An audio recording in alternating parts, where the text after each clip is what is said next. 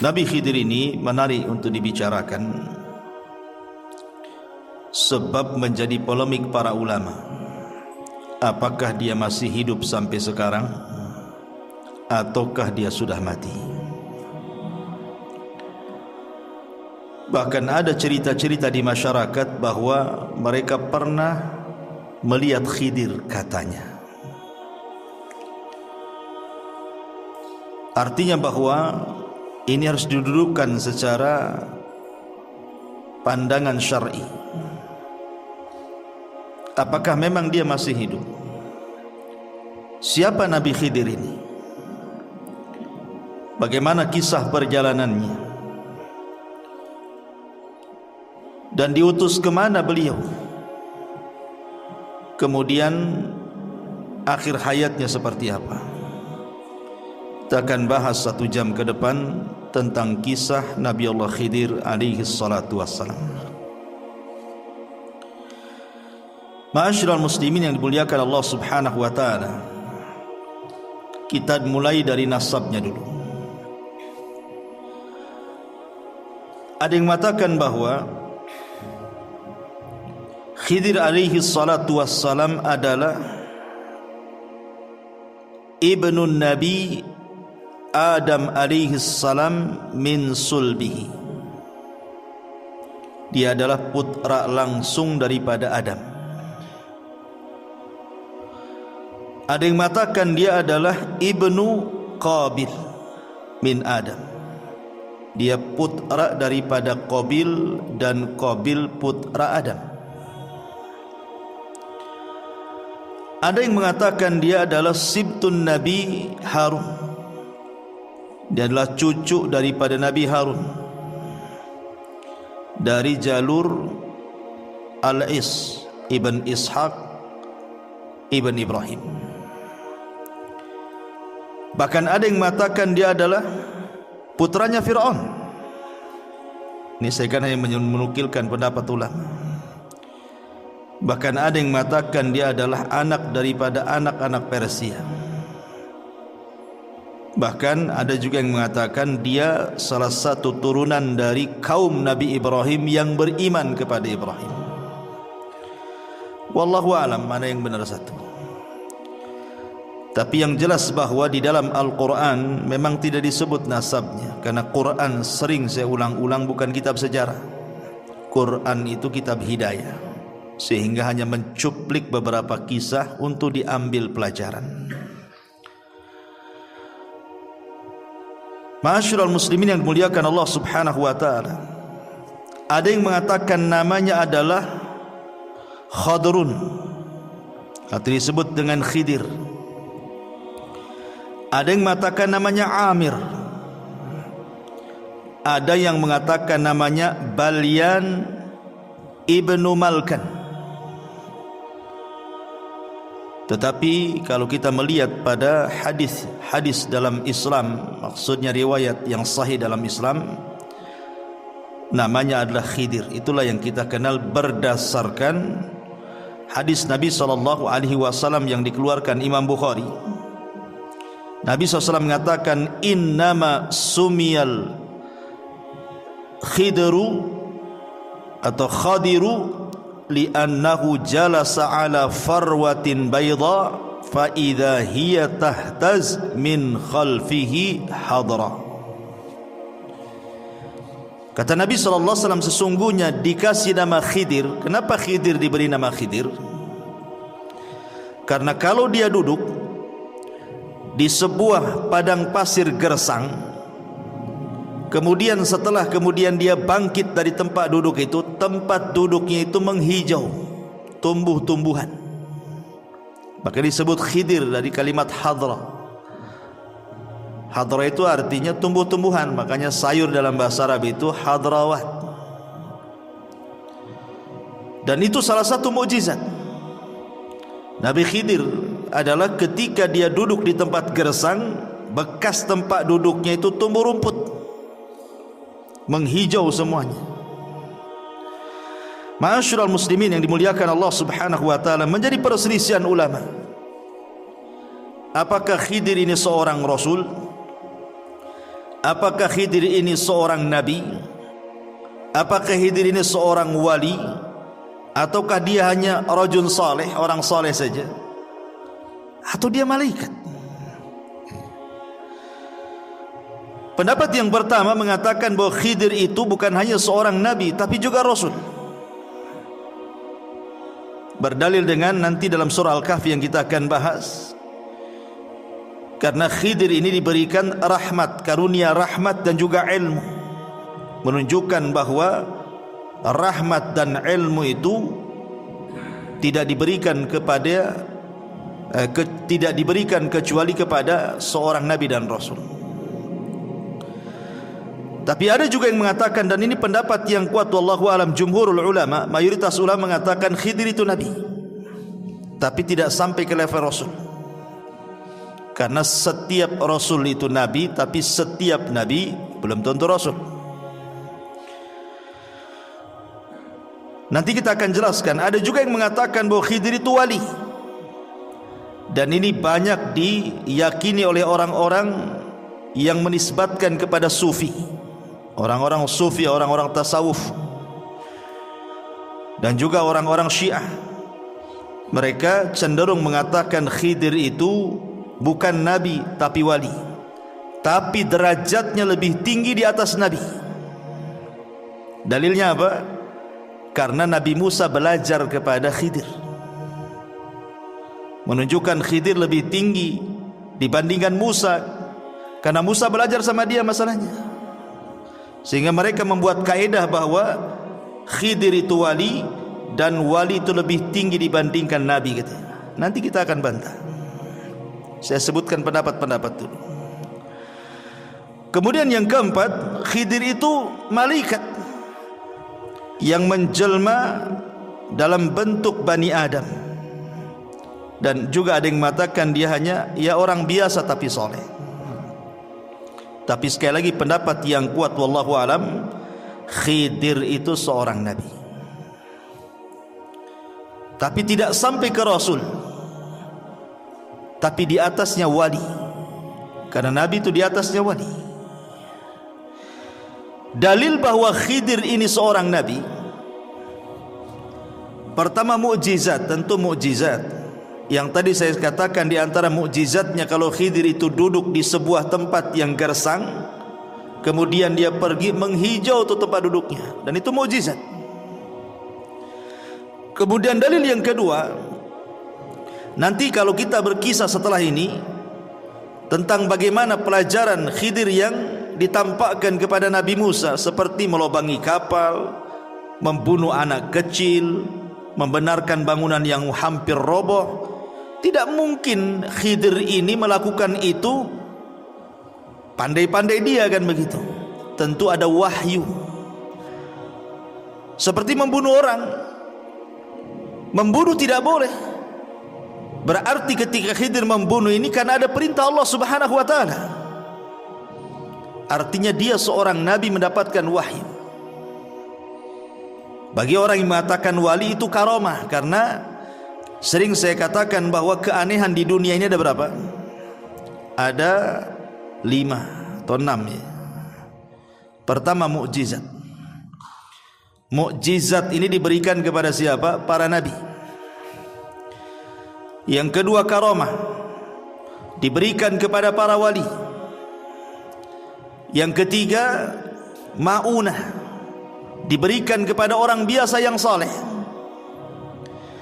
Kemudian yang keempat sihir, diberikan kepada para dukun, para bomo paranormal. Dan yang terakhir al-ihana. Ihana itu keanehan tapi untuk menghinakan. Seperti ketika Musailamah al-Kadzab didatangi orang yang buta sebelah, kemudian minta mata yang buta sebelah itu disembuhkan. Datang dia kepada Musailamah al-Kadzab, si nabi palsu itu, karena yakin dia seorang nabi bisa menyembuhkan. Diludahi sama Musailamah, akhirnya dua-duanya buta. Bukannya sembuh, buta dua-duanya. Itu kan dalam rangka ihana, ya, merendahkan. Itulah 5 keanehan yang terjadi. Ma'asyiral muslimin yang dimuliakan Allah Subhanahu wa taala, adapun apakah Khidir masih hidup atau sudah mati, nanti pembahasannya di akhir. Kita akan masuk pada kisah Nabi Khidir yang saya kutip dari surah Al-Kahfi.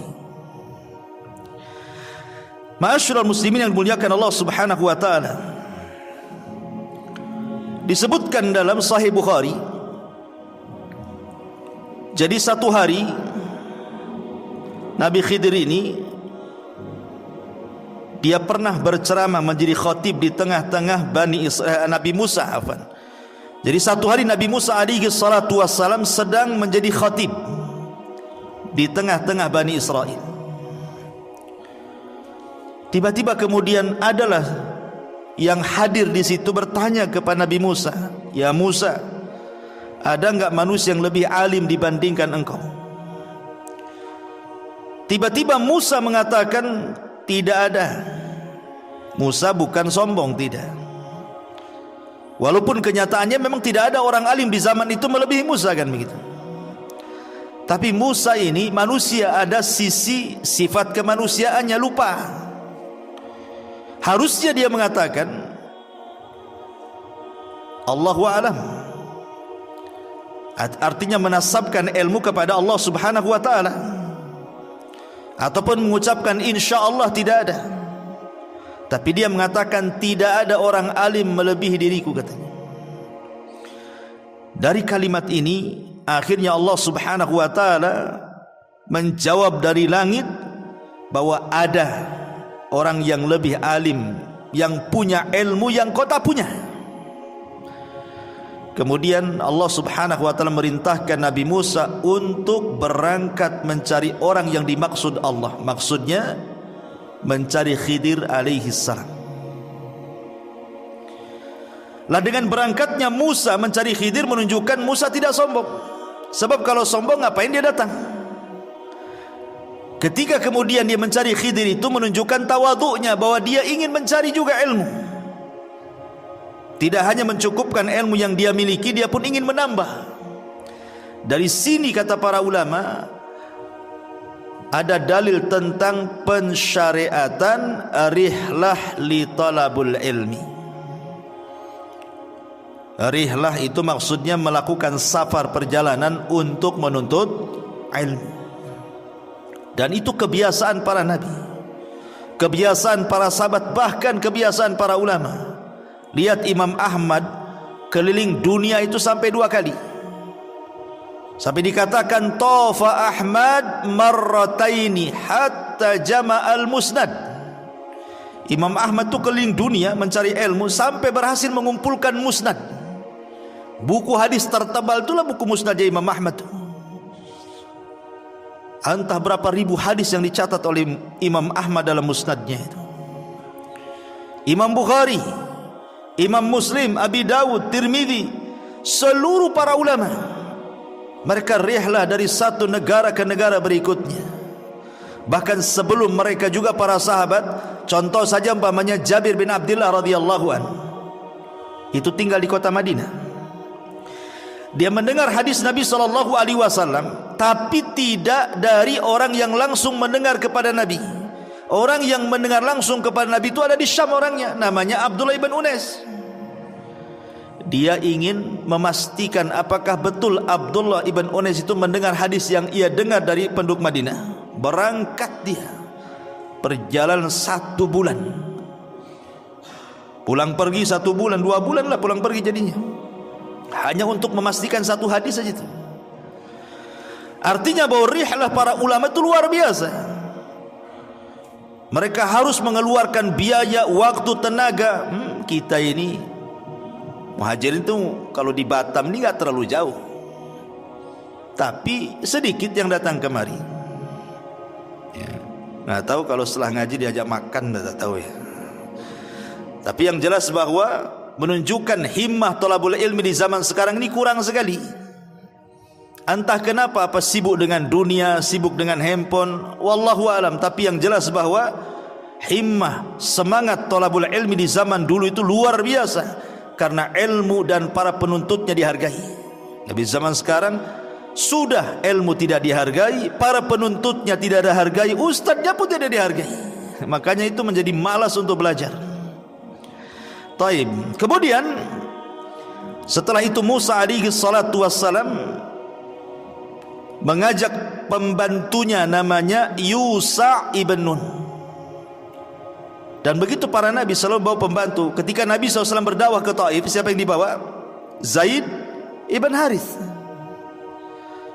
untuk membantu Nabi dalam berdakwah. Sebagaimana Rasul mengambil Zaid ibn Harith, maka Musa mengambil Yusha ibn Nun yang kelak akan menjadi penerusnya.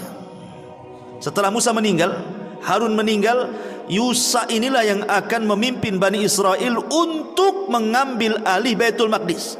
Bahkan Musa juga tidak berhasil, karena dia keburu meninggal di Ardut Tih, di bumi Tih, karena pembangkangan Bani Israel. Padahal nama Yusha dalam Al-Quran kan tidak disebut namanya kan. Allah membahasakan dengan kalimat fata, pemuda. Namanya siapa pemuda ini? Baru dijelaskan oleh ahli tafsir bahwa yang dimaksud pemuda dalam surah Al-Kahfi itu maksudnya Yusha ibn Nun. Tapi lihat, walaupun namanya tidak dicantumkan dalam Al-Quran, tapi dia bisa mengukir sejarah melebihi Nabi Musa, padahal tidak dikenal. Menunjukkan bahwa mengukir sebuah jasa untuk kebaikan orang itu tidak mesti harus dikenal manusia. Gak apa-apa kita dikenal Allah, tidak dikenal di hadapan manusia, seperti Yusha ibn Nun. Ma'asyiral muslimin yang dimuliakan Allah Azza wa Jalla, berangkatlah kemudian dua manusia mulia ini, Musa dan juga Yusha ibn Nun, dalam rangka mencari ilmu untuk mencari keberadaan Khidir alaihi salam. Kita mulai kisahnya. Dimulai daripada surah Al-Kahfi ayat 61 dan seterusnya. Allah Subhanahu wa taala mengatakan, "Wa idz qala Musa li fatahu la abrah hatta ablugha majma'al bahraini aw amdiya hukuba." Dan ingatlah ketika Musa berkata kepada Yusha ibn Nun pembantunya, "Aku tidak akan berhenti berjalan untuk mencari ilmu sebelum sampai ke tempat pertemuan dua air lautan, atau aku akan berjalan terus sampai bertahun-tahun, entah berapa lamanya." Karena ada yang mengatakan ahli tafsir itu Musa itu mencari Khidir sampai 80 tahun. Ada yang mengatakan seperti itu. Wallahu a'lam. Ya. Sekarang pertanyaannya, mencari alamat yang tidak jelas itu kan perkara yang sulit, ikhwan. Pokoknya kalau engkau ingin mendapatkan Khidir, cari pertemuan air lautan. Tandanya kalau ikan yang kau bawa itu tiba-tiba hidup di tengah jalan, kemudian ikan itu loncat dari tempat yang kau bawa itu, di tempat loncat ikan itulah kau akan dapatkan Khidir itu. Cemana cari alamat kayak gini nih? Kan sulit cari alamat kayak gini. Ulama kemudian berusaha mencari tahu pertemuan dua air lautan itu ada di mana. Ya. Ada yang mengatakan bahwa pertemuan dua air lautan itu berada di sebuah tempat di dekat Jabal Tariq namanya. Jabal Tariq ini satu gunung merujuk pada seorang jenderal muslim dulu namanya Tariq bin Ziyad yang pernah menaklukkan Spanyol pada tahun 711 Masehi. Dialah yang menghubungkan antara dua lautan tuh. Maksudnya Laut Mediterania dan Samudra Atlantik, serta memisahkan Maroko dan Spanyol. Itu sejarahnya kan begitu. Disinilah letak dua air lautan itu. Tapi ada juga yang mengatakan, ahli tafsir mengatakan bahwa yang dimaksud pertemuan dua air lautan itu, ada yang mengatakan maksudnya dia adalah Laut Persia dan Laut Romawi. Ada juga yang mengatakan ya sekitar-sekitar Mesir lah. Tapi memang kebanyakan para ulama mengatakan bahwa yang dimaksud pertemuan dua lautan itu artinya satu tempat namanya Tonjah. Di sebuah tempat namanya Tonjah, satu kota di Maroko yang berbatasan langsung dengan Spanyol. Wallahu alam, ini yang banyak dikuatkan oleh ahli tafsir. Ma'asyiral muslimin yang dimuliakan Allah Azza wa Jalla, dan itu juga disebutkan oleh Al-Imam Al-Baghawi rahimahullahu taala. Intinya bahwa ketika Nabi Musa alaihi salatu wasallam berjalan dengan Yusa itu, pokoknya Nabi Musa mengatakan kepada Nabi Yusa, pokoknya kita berjalan terus sampai menemukan dua pertemuan air lautan. Kalau kita tidak ketemu nih, terus sampai dapat, katanya.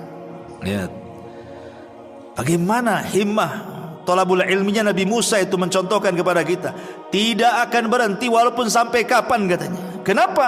Karena ini perintah Allah masalahnya. Musa tidak akan pulang sampai betul-betul misinya berjumpa dengan Khidir ketemu. Bagaimana Musa mengajarkan kepada kita ketaatan kepada perintah Allah Azza wa Jalla. Karena waktu kemarin kita mengkisahkan tentang kisah Nabi Yunus alaihi salatu wasalam, Yunus ini kenapa ditelanikan? Karena dia meninggalkan kaumnya sebelum Allah perintahkan. Makanya akhirnya kemudian Allah menghukum Yunus dan memasukkan ke perut ikan. Lah Nabi Musa alaihi salatu wasalam, dia tidak mau membangkang perintah Allah. Makanya dia terus berjalan sampai Allah mengatakan falamma balagha majma'a bainihima nasiyahu tahuma fattakhadha sabilahu fil bahri saraba. Maka ketika mereka sampai ke pertemuan dua laut itu, mereka lupa ikannya, lalu ikan itu melompat mengambil jalannya ke arah laut itu. Disebutkan dalam Sahih Bukhari, kan kisah Khidir kan disebutkan oleh Sahih, itu panjang juga tuh.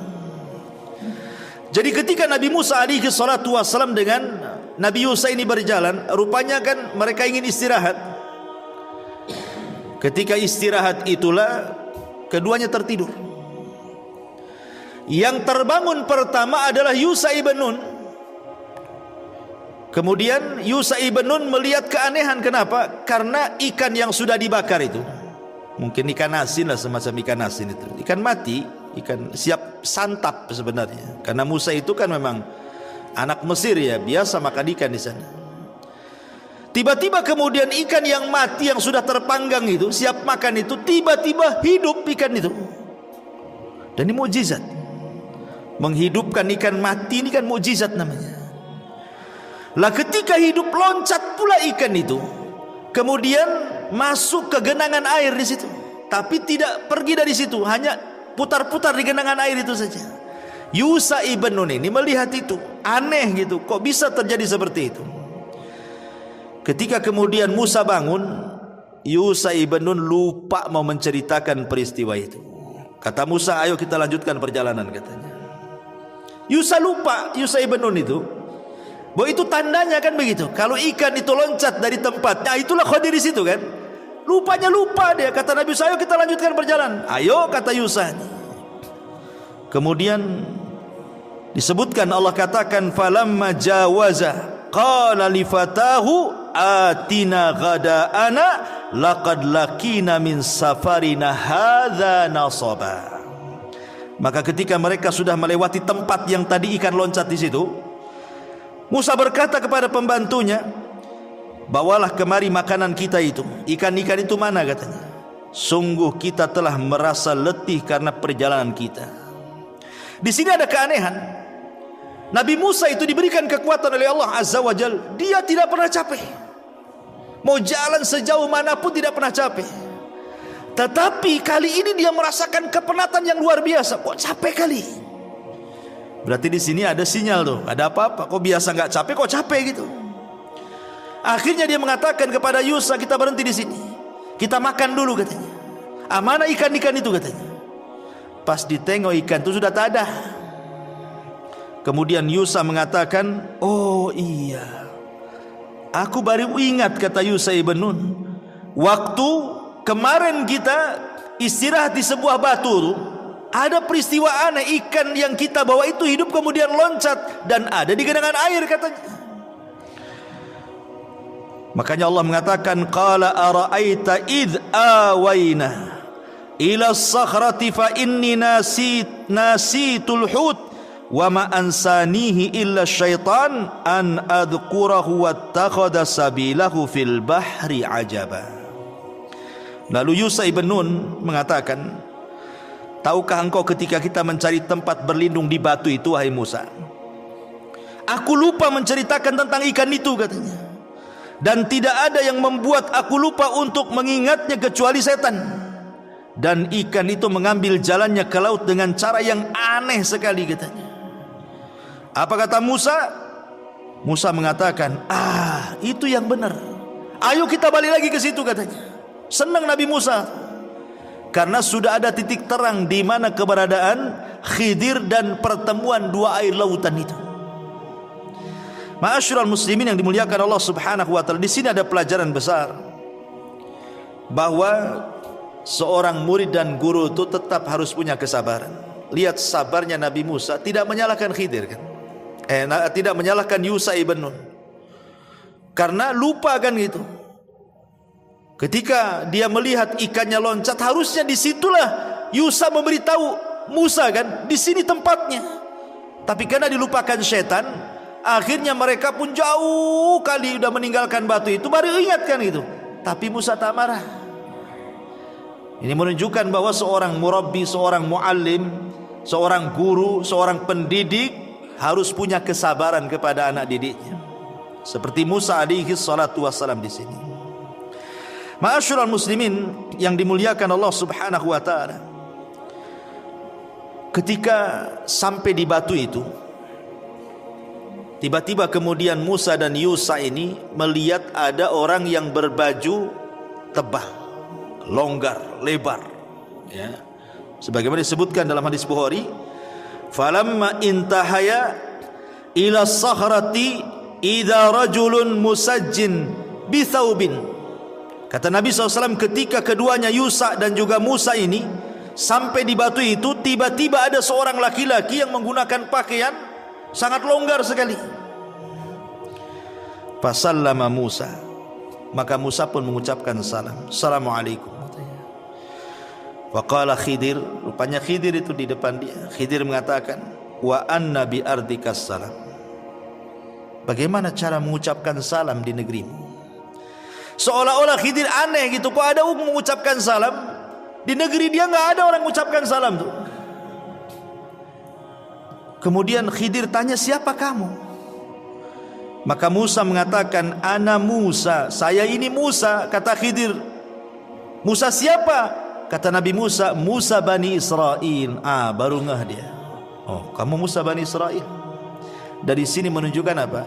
Khidir itu tidak tahu yang gaib. Sebagaimana prasangka sebagian orang terhadap Khidir itu, bahwa Khidir itu manusia yang punya ilmu laduni, mampu menerawang, mampu melihat hal-hal gaib. Menebak Nabi Musa aja tak bisa. Siapa kamu? Kalau dia memang tahu yang gaib kan sudah tahu, oh kamu Musa Bani Israel. Kenapa mesti tanya dulu? Ya. Dari sini menunjukkan bahwa Khidir itu juga sama dengan yang lainnya, tidak tahu yang gaib kecuali yang Allah beritahukan saja. Karena kegaiban itu hanya milik Allah Subhanahu wa taala. Lah dari sini setelah kemudian Musa betul-betul berjumpa dengan Khidir, maka Musa mengatakan, Allah katakan, qala lahu Musa, hal attabi'uka ala an tu'allimani mimma ullimta rusyda.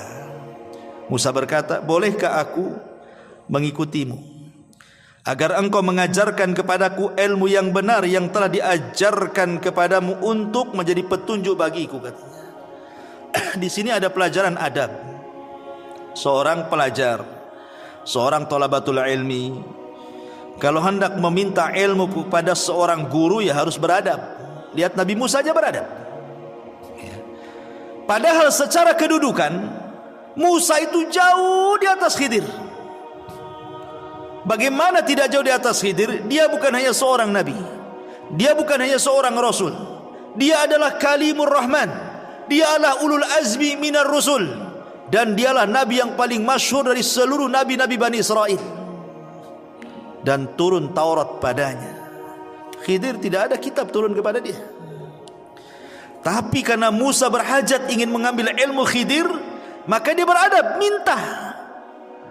meminta dengan sangat lembutnya dan mengatakan, bolehkah aku mengikutimu agar engkau mengajarkan kepadaku ilmu yang benar yang telah Allah ajarkan kepadamu supaya menjadi petunjuk bagiku, katanya. Subhanallah, bagaimana Musa beradab. Dari sini kata para ulama, la yambulu ar-rajulu, orang itu belum dikatakan cerdas kecuali dia bisa mengambil ilmu ala man fauqahu wa ala man dunahu wa ala man siwahu, kecuali dia bisa mengambil ilmu dari orang yang di atas dia, dari orang yang di bawah dia, atau dari orang yang setara dengan dia. Itu baru cerdas orang itu. Ma'asyiral muslimin yang dimuliakan Allah Azza wa Jalla. Dan di sini juga ada pendalilan yang salah yang saya katakan tadi. Ada sebagian orang menganggap bahwa wali itu lebih tinggi dibandingkan nabi. Buktinya apa? Khidir menjadi gurunya Nabi Musa. Berarti wali itu lebih tinggi dibandingkan para nabi. Kita katakan nabi lebih tinggi dibandingkan wali. Nabi itu lebih tinggi dibandingkan wali. Dari mana kita tahu? Karena Nabi Musa alaihi salatu wassalam, dia mengatakan dalam hadis itu, ya Musa, ketika dalam perjalanan Nabi Musa alaihi salatu wassalam dengan Khidir, salah satu diskusinya adalah, ya Musa, inni ala ilmin min ilmillah allimnihi la ta'lamhu anta wa anta ala ilmin allamakahu la a'lamuhu, kata Khidir. Musa, aku punya ilmu yang kau tak punya, tapi kau juga punya ilmu yang aku tidak punya. Ya. Ini bantahan bahwa orang-orang yang menganggap bahwa Khidir itu lebih tinggi dibandingkan Musa, maknanya Khidir itu wali, Musa itu nabi. Kok nabi belajar sama wali, berarti wali lebih tinggi dibandingkan nabi. Kita katakan di sini ada dialog. Khidir sendiri yang ngomong kepada Nabi Musa, Musa, aku punya ilmu yang kau tak punya, tapi aku juga tak punya ilmu yang kau punya. Artinya masing-masing punya ilmu di sini. Kecuali kalau memang Musa tidak punya ilmu kecuali Khidir yang punya, itulah. Ini kan masing-masing punya ilmu.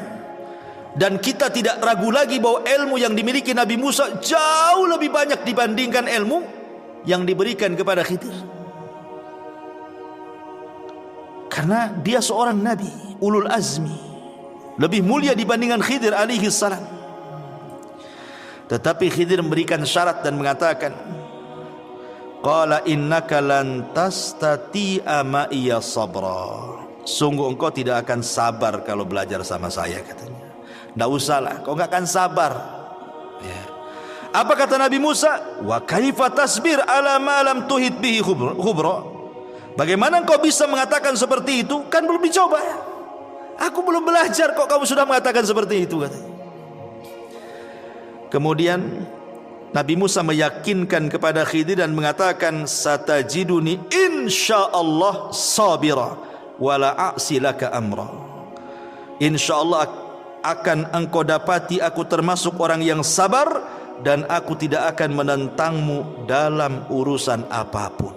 Itu janjinya Nabi Musa. Saya akan sabar, apapun yang kau ajarkan saya terima. Di sini ada faedah apa? Seorang talabul ilmi harus punya kesabaran. Kalau tidak punya kesabaran tidak akan dapat ilmu itu. Makanya Yahya bin Abi Katsir mengatakan apa? Ilmu itu tidak akan didapat birahatil jismi, dengan istirahatnya badan. Antum kalau duduk tidur nggak akan dapat ilmu. Tapi antum kalau datang ke majelis taklim, mendengarkan atau beli buku, baca buku atau dengerin YouTube ustaz-ustaz yang sedang ceramah, baru dapat ilmu. Kalau kelayapan ke sana kemari, kuliner ke sana kemari, ilmu ilmu kuliner dia dapat lah. Tapi ilmu agama dia tak akan dapat. Kemudian fantalaqa, Khidir mengatakan, fa inittaba'tani. Ini syarat yang harus dipegang Nabi Musa. jika engkau mengikutiku, kata Khidir, fala tas'alni an syai'in, jangan pernah menanyakan sesuatu kepadaku, hatta uhditsa laka minhu dzikra, sampai aku yang menerangkannya. Kau diam saja, kau lihat saja. Awas kalau kau bertanya, kata Khidir. Dan diancam duluan tuh. Fantalaqa hatta idza raqiba fis safinati kharaqaha. Ini pelajaran pertama nih. Berangkatlah dua manusia mulia dan juga Yusha ibn Nun ini, bertiga berarti kan, dalam satu perahu. Dalam hadis Bukhari, ketika pemilik perahu itu melihat Khidir, rupanya kenal bahwa Khidir ini orang mulia di tengah-tengah mereka, makanya ketika naik perahu tidak usah bayar. Jadi nggak ada bayar, langsung naik saja Nabi Musa itu dengan Khidir di situ. Di tengah perjalanan, di tengah-tengah lautan itu, sambil berbincang-bincang Musa dengan Khidir, tiba-tiba melihat burung.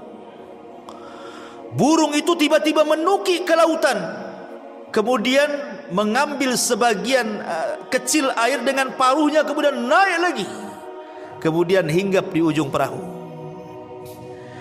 Khidir alaihi salatu wassalam mengatakan, ya Musa, ma naqasa ilmi wa ilmuka min ilmillah illa kanaqrati hadal usfur fil bahri.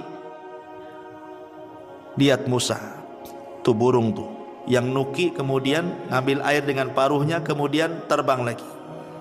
Ilmu saya dengan ilmu kamu kalau digabungkan itu hanya seteguk air yang diminum oleh burung itu. Adapun lautan ini, inilah ilmu Allah, katanya. Lihat bagaimana di sini ada pelajaran bahwa ilmu yang diberikan Allah kepada kita ini hanya satu teguk yang diteguk oleh burung saja. Itulah dengan satu teguk itulah ada yang jadi profesor, ada yang jadi dokter, ada yang jadi insinyur, ada yang jadi penemu, jadi orang cerdik, cerdas, pandai, dan begitu seterusnya. Hanya setitiklah ilmu Allah yang Allah berikan kepada kita itu. Lebihnya lautan itu ilmu Allah.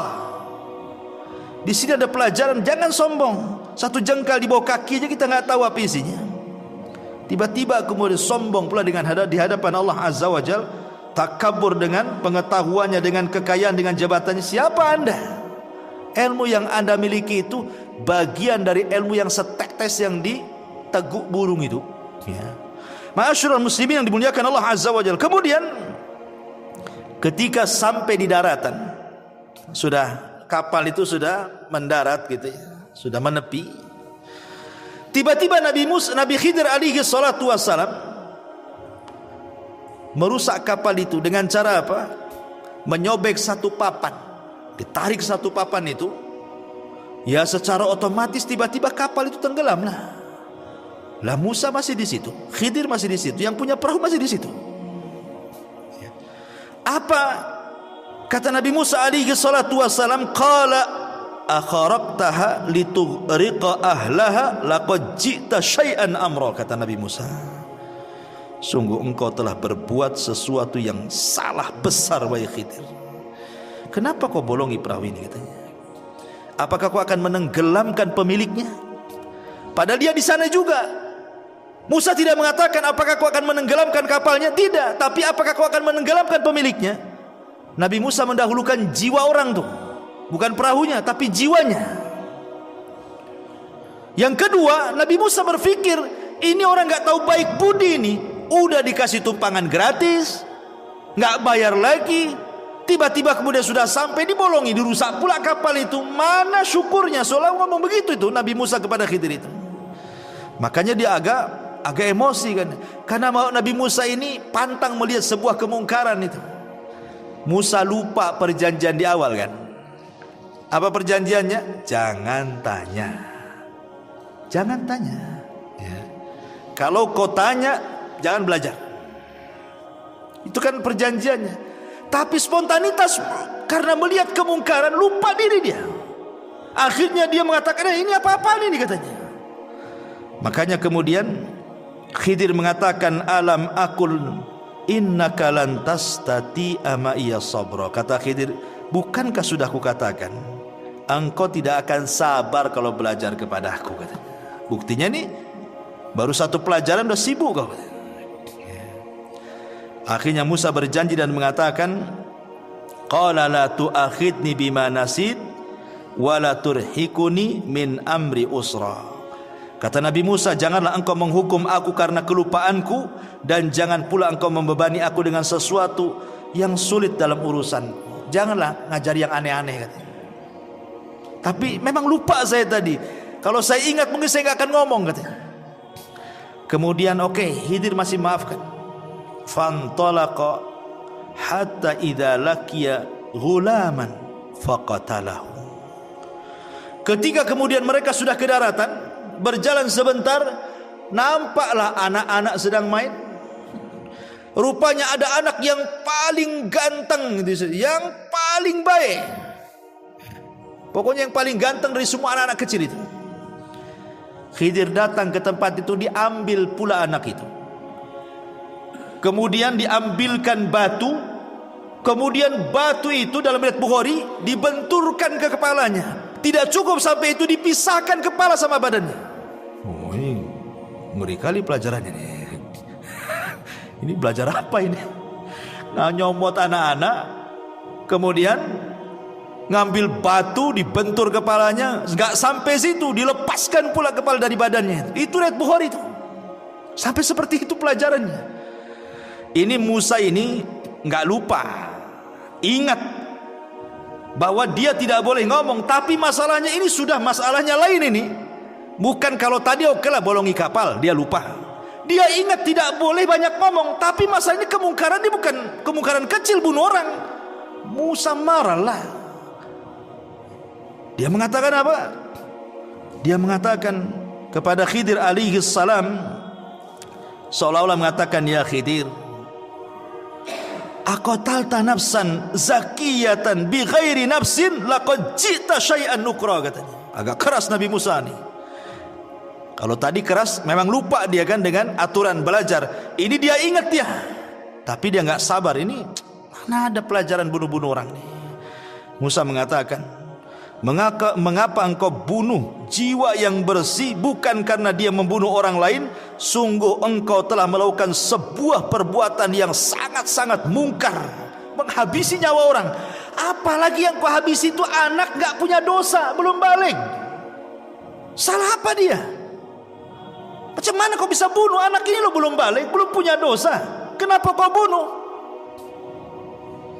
Ketika Musa ngangkat suara, Khidir lebih ngangkat lagi suaranya. Diangkat lagi, sama-sama ngangkat nih. Apa kata Khidir?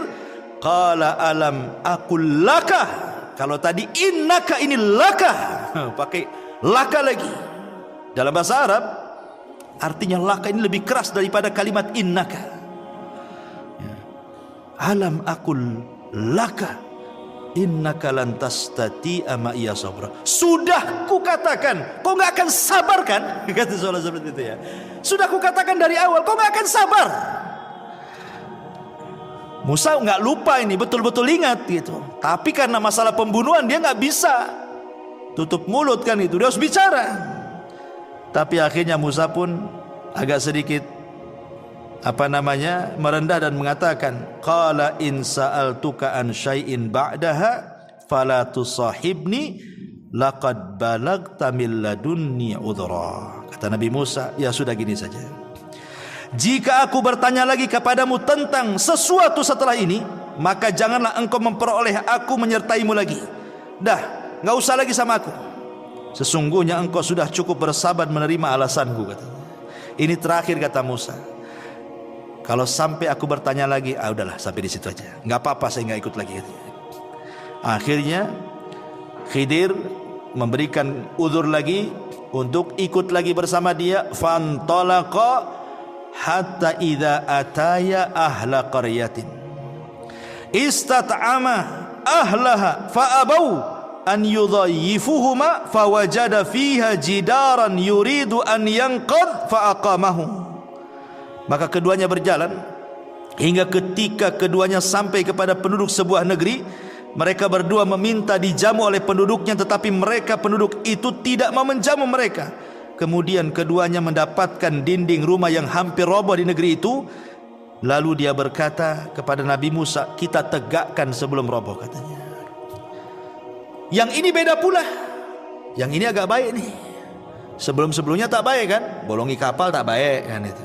Bunuh orang lebih tak baik lagi. Ini pula berbuat baik. Dinding mau roboh diperbaiki lah. Ini gimana ini kan? Ini seolah terbalik 180 derajat nih pelajarannya nih. Ya. Ada yang mengatakan ahli tafsir bahwa negeri yang didatangi yang rusak itu adalah namanya Antokia. Di negeri itu namanya negeri Antokia. Negeri itu rusak serusak-rusaknya. Semuanya bakhil. Nggak ada orang baik di situ. Ketika melihat ada orang asing itu, mereka nggak peduli. Padahal Khidir dan Nabi Musa ini sudah kelaparan. Tetapi ketika kemudian masuk ke negeri Antokia itu, satu orang pun tidak mau menjamu. Akhirnya kata Khidir ini, kalau gitu kita cari tempat lain. Ini penduduk ini jahat semua nih. Keluar, sebelum keluar di perbatasan kota itu, adalah rumah sudah doyong mau roboh. Ya. Jadi Khidir mengatakan kepada Musa, tunggu dulu. Ini rumah mau roboh nih. Kita perbaiki rumah ini dulu. Kata Nabi Musa, ya Khidir, kenapa kita tidak mengambil rumah yang jelas-jelas ada penghuninya? Kalau kita perbaiki kan dapat upah, kita bisa makan tuh dengan upah tuh. Ini tak jelas penghuninya, kemudian kita perbaiki, dapat apa kita di sini, katanya. Nah, ini sudah pertanyaan ketiga. Ya, makanya kemudian Khidir marah dan mengatakan, hadza firaqi baini wa bainik. Inilah perpisahan antara aku dengan kamu. Sudah, ini udah ketiga kalinya masalahnya ngomong. Ya. Ma'asyiral muslimin yang dimuliakan Allah Subhanahu wa taala. Lah sebelum berpisah itulah Khidir menjelaskan kenapa dia sampai membolongi kapal. Kenapa dia sampai membunuh jiwa anak kecil yang tak bersalah. Kenapa sampai memperbaiki dinding yang mau roboh. Apa kata Khidir kepada Musa sebelum pisah? Ammas safinatu fakanat lima sakina ya'maluna fil bahri fa aradtu an aibaha wa kana wara'ahum malikun ya'khudhu kulla safinatin ghasba. Adapun perahu itu adalah milik orang miskin. Miskin itu artinya punya pekerjaan tapi tidak cukup. Kalau fakir memang sama sekali tak punya pekerjaan. Jadi miskin dengan fakir itu, fakir di bawahnya, miskin di atasnya. Karena ini punya perahu kan, orang ini kan punya perahu, berarti punya pekerjaan, tapi tidak mencukupi. Nah, itu disebut miskin. Tapi kalau fakir di bawahnya, sama sekali nggak punya pekerjaan. Ya, umpamanya ada janda tua, umurnya sudah 60-70 tahun, udah lumpuh, mau kerja apa, keluarganya nggak tanggung jawab, itu disebut fakir namanya.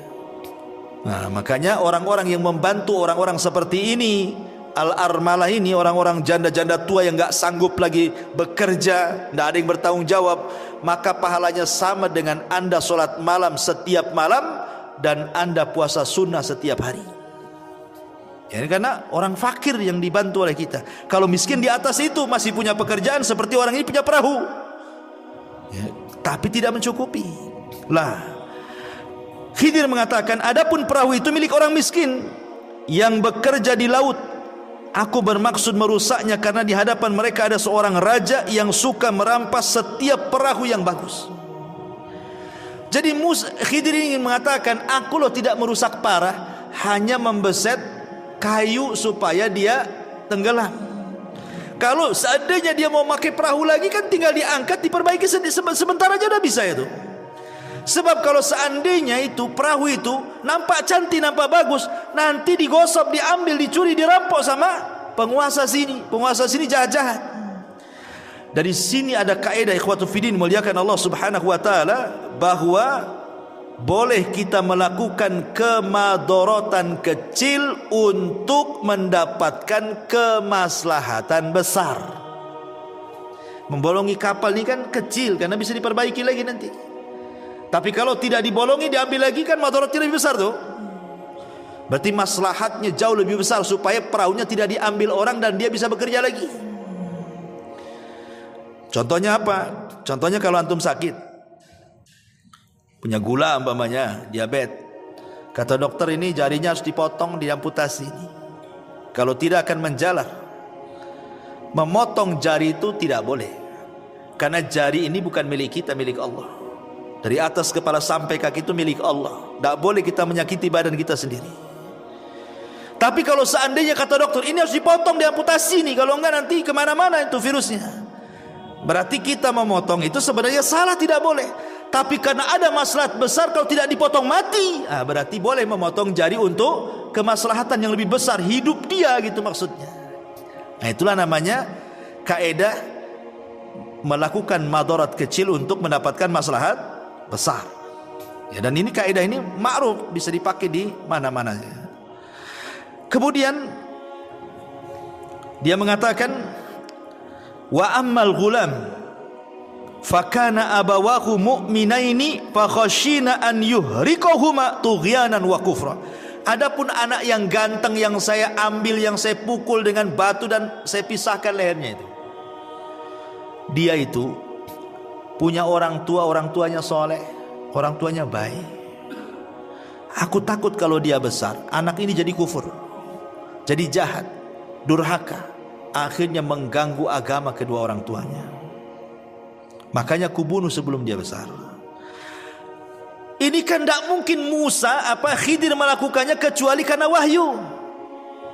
Tidak bisa antum main-main, anak pengenlah jadi Khidir. Tengokin anak-anak yang lagi main-main tuh. Siapa yang paling nakal, antum ambil tusuk pakai pisau. Kenapa Ustaz? Kenapa kau tusuk tuh? Nampak kecil-kecil dan nakal tuh. Nanti udah besar apa kurang ajar katanya. Ini tidak bisa kita lakukan seperti Khidir, karena kita tidak dapat wahyu. Khidir ini melakukan karena wahyu. Dan ini juga ada dalil bahwa bagaimana Allah mengatakan, wa asa an tuhibbu syai'an wa huwa syarrul lakum wa asa an takrahu syai'an wa huwa khairul lakum. Terkadang yang kita anggap baik buruk pula di sisi Allah. Terkadang apa yang kita anggap buruk baik pula di sisi Allah.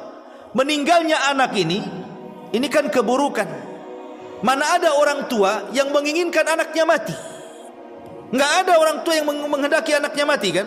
Wa asa an takrahu syai'a. Tapi terkadang apa yang kita anggap buruk ini menjadi kebaikan bagi dia di sisi Allah. Kalau tidak dibunuh sama Khidir, dia akan besar, bisa saja dia membunuh orang tuanya. Wa asa an takrahu syai'an wa yaj'alallahu fihi khairan katsira, kata Allah. Boleh jadi sesuatu yang Anda anggap buruk itu ada kebaikan yang banyak di situ. Ya. Ma'asyiral muslimin yang dimuliakan Allah Subhanahu wa taala, wa ammal jidar, yang ketiga. Adapun kenapa tadi saya memperbaiki dinding yang rumah yang mau roboh itu. Wa ammal jidar.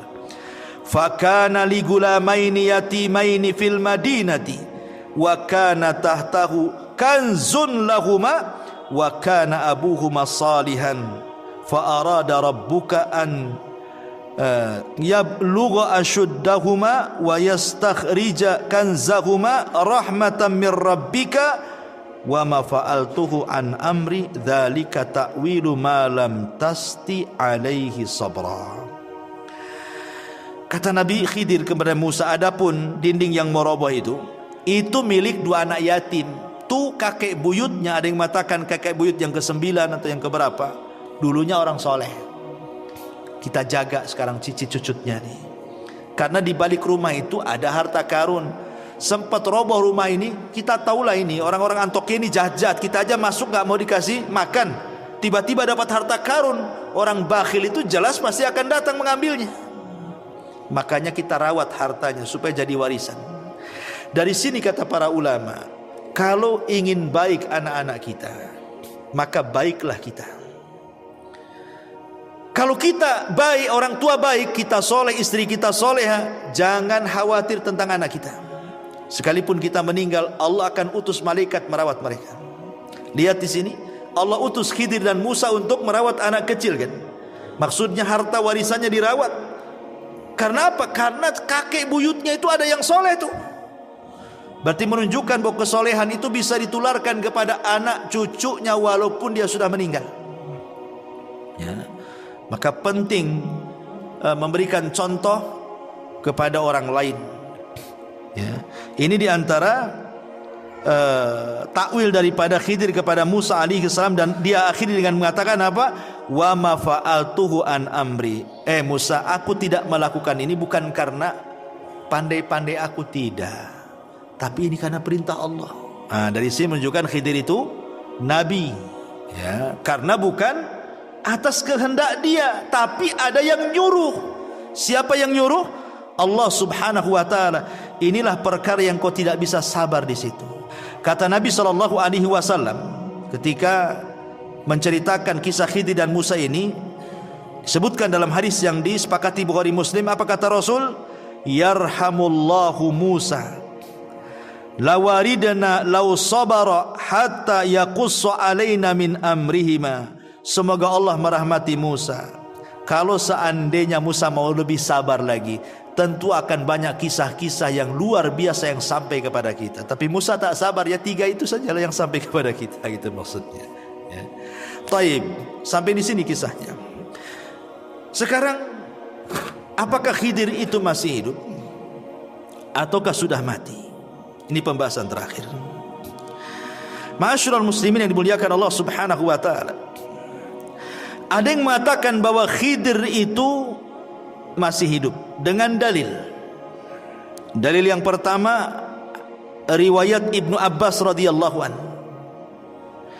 bahwa Khidir itu akan dipanjangkan usianya sampai berjumpa dengan Dajjal, dan dia mendustakan di depan Dajjal. Menunjukkan Khidir masih hidup karena Dajjal di akhir zaman keluarnya. Ini satu. Kemudian yang kedua, dalilnya adalah ketika Nabi SAW meninggal, para sahabat sedang berkumpul. Tiba-tiba kemudian datang orang tidak dikenal. Orang itu baik, cara ngomongnya santun, bla bla bla bla macam-macam. Maka para sahabat heran, siapa orang baik, bijak, ngomongnya enak tuh? Bertanyalah sahabat ini kepada Abu Bakar dan Ali radhiyallahu an. Maka Abu Bakar dan Ali mengatakan, bi anna hadza al-Khadir. Itu adalah Khadir, katanya. Berarti sepeninggal Rasul Khadir masih ada tuh. Karena Abu Bakar dan Ali mengatakan seperti itu. Kemudian dalil yang ketiga adalah ijtima'ul Khadir wal Ilyas fi kulli musimin minal hajj. Dalam sebuah riwayat bahwa setiap musim haji Nabi Khidir dan Ilyas itu biasanya ketemu di Mekah sama-sama haji, kemudian saling mencukur rambut. Setiap musim haji. Kemudian yang keempat, dijelaskan ijtima'ul Khadiri wa Jibril wa Mikail wa Israfil fi Arafat. Ketika haji, maka Jibril akan datang, Mikail akan datang, Israfil akan datang, dan mereka akan bersama Khidir di Arafah. Menunjukkan bahwa Khidir belum mati. Tetapi ulama membantah. Satu, Imam Ibnu Hajar ketika mengomentari hadis Ibnu Abbas yang pertama, beliau mengatakan hadis itu mungkar. Bukan hanya dhaif, mungkar lagi, tak bisa diambil. Adapun dalil yang kedua, Imam Bukhari yang mengatakan hadis itu juga mungkar. Adapun yang ketiga, Imam Ibnu Hajar mengatakan ada 2 orang yang matruk, ditinggalkan riwayatnya. Adapun hadis yang keempat juga disebutkan oleh Imam Ibnu Hajar tentang berkumpulnya Khidir, Jibril, Mikail dan Israfil di Arafah itu. Hadis itu maudhu, palsu. Dan banyak riwayat-riwayat, hampir seluruh yang mengatakan Khidir itu masih hidup, tidak ada yang sahih riwayatnya. Dan pendapat yang kedua, Khidir itu sudah meninggal. Dan ini perkataan Imam Bukhari, pendapat Ibnu Al-Jauzi, pendapat Abul Husain, pendapat ulama-ulama salaf yang lainnya. Dalilnya satu, firman Allah surah Al-Anbiya ayat 34, Allah mengatakan, wa ma ja'alna li basyari min qablikal khulda afa immitta fahumul khalidun. Kami tidak menjadikan hidup abadi bagi seorang manusia pun sebelum kamu. Maka jika kamu mati, apakah mereka kekal? Ya enggak lah, tidak ada yang kekal, kata Al-Quran. Maka Khidir masuk pada ayat ini. Dalil yang kedua adalah surah Al-Imran ayat 81. Ketika Allah menjelaskan tentang perjanjian para nabi, kalau Allah mengutus Muhammad, mereka akan menolongnya, mereka akan berusaha masuk ke agamanya dan begitu seterusnya. Baca dalam surah Al-Imran. Kata Ibnu Katsir ketika memberikan catatan kepada Al-Imran ayat 81 itu, dia mengatakan faqala Ibnu Katsirin annahu idza kana al-Khadiru hayyan fa huwa yadkhulu fi mitsaqil anbiya fayansuruna nabiyya sallallahu alaihi wasallam min a'daihi. Kalau memang Khidir itu hidup, tentu dia akan masuk pada perjanjian para nabi. Kalau diutus, nabi akan ditolong. Tapi mana buktinya? Saat nabi kalah di perang Uhud, mana Khidirnya? Nggak datang. Saat perang Badar yang Rasul ketakutan luar biasa, jumlah 314 orang melawan 1000 orang, mana Khidirnya? Nggak muncul. Berarti Khidir sudah meninggal, ya. Padahal kalau memang dia masih hidup, dia harus masuk pada surah Al-Imran 81, masuk dalam perjanjian setiap para nabi. Kalau diutus, nabi akan ditolong. Tapi tak muncul-muncul juga. Dan itu senada dengan ucapan Ibnu Taimiyah rahimahullahu ta'ala. Apa kata Ibnu Taimiyah saat ditanya apakah Khidir masih hidup? Kata beliau, "Lau kana al-Khadiru hayyan lawajaba alaihi an ya'tiyan nabiyya sallallahu alaihi wasallam wa yujahidu baina yadayhi wa yata'allama minhu. Wa qad kana an-nabiyyu sallallahu alaihi wasallam yauma badrin Allahumma intalik hadhihi isaba falan tu'bad abada." Ila akhirih. Kata Imam Ibnu Taimiyah saat ditanya apakah Khidir masih hidup, kata Ibnu Taimiyah, kalau Khidir hidup, maka Khidir wajib datang menghadap Nabi, berjihad dengan Nabi, belajar kepada Nabi. Sekarang ketika perang Badar, mana Khidir? Kata Ibnu Taimiyah, tak ada. Kemudian juga hadis Nabi SAW yang dikeluarkan Imam Muslim dalam sahihnya, ma min nafsin manfusatin al-yawma ta'ti 'alaiha mi'atu sanatin wa hiya hayyatun yawma idzin. Tidak ada satu jiwa pun yang hidup pada hari ini telah lewat 100 tahun pasti dia akan binasa. Khidir udah lebih 100 tahun lah, udah meninggal lah. Bahkan dalam hadis yang lain, la yabqu ala ra'si mi'ati sanatin mimman huwa ala wajhil ardi ahadun. Tidak akan tersisa seorang pun di muka bumi ini pada 100 tahun yang akan datang. Artinya udah meninggal lah, ya. Maka pendapat yang kuat wallahu alam, Khidir sudah meninggal. Bahkan Ibrahim Al-Harbi pernah bertanya kepada Imam Ahmad. Imam Ahmad ditanya soal apakah Khidir hidup ataukah mati. Imam Ahmad ditanya siapa? Oleh Ibrahim Al-Harbi. Apa kata Imam Ahmad? Man ahalla ala ghaibin lan yansab minhu wa ma alqa hada illa syaitan. Siapa yang menekuni masalah-masalah gaib klinik, dia tidak akan bisa bersikap proporsional dalam masalah ini. Tidak ada yang membisikkan berita itu kecuali setan, katanya. Nah, itu tegas Imam Ahmad tuh. Kalau ada yang mengatakan Khidir hidup, kata Imam Ahmad, tidak ada yang membisikkan Khidir hidup kecuali setan. Itu Imam Ahmad yang ngomong begitu, ya. Dari sini kita tahu bahwa Khidir sudah meninggal dunia.